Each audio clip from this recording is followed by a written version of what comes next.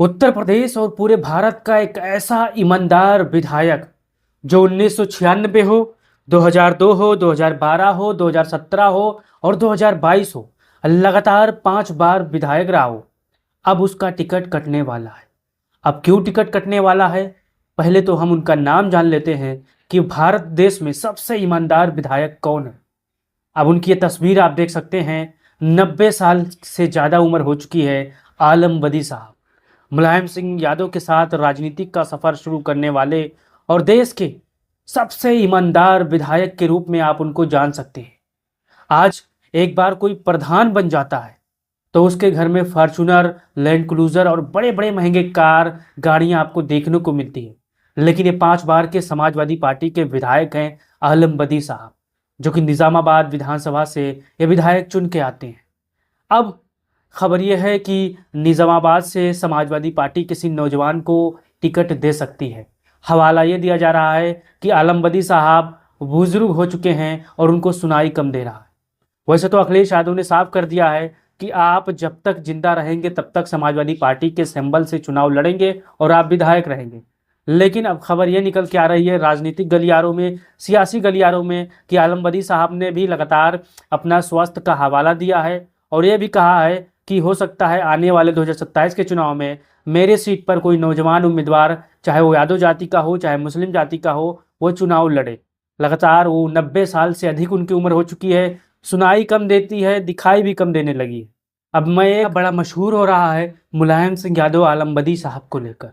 चुनाव का समय था, मुलायम सिंह यादव बैठे थे, आलम बदी साहब और तमाम समाजवादी पार्टी के कार्यकर्ता नेता वहां पर मौजूद थे। अब मुलायम सिंह यादव ने आलम बदी साहब से पूछा कि बदी साहब ये बताइए चुनाव में कितना खर्चा आएगा। आलम बदी साहब चाय पी रहे थे, मुस्कुराए और कहा, नेताजी साहब, खर्चा तो मैंने बोलेरो का टंकी फुल करवा लिया है और थोड़ा बहुत चाय पानी का खर्चा लगेगा। अब ये बात सुनकर नेताजी हंस पड़े और मुस्कुराए और उन्होंने 2 शब्द ये कहे कि आज के दौर में आप जैसा ईमानदार नेता मिलना बहुत ही मुश्किल हो जाता है।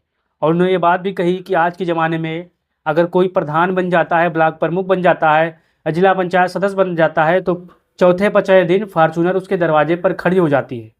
और आप बात कर रहे हो कि डीजल फुल हो चुका, चुनावी खर्चा ये हो चुका। तो साहब, आलम बदी साहब सब 2017 की चुनाव में सबसे कम खर्च करने वाले विधायक बने थे।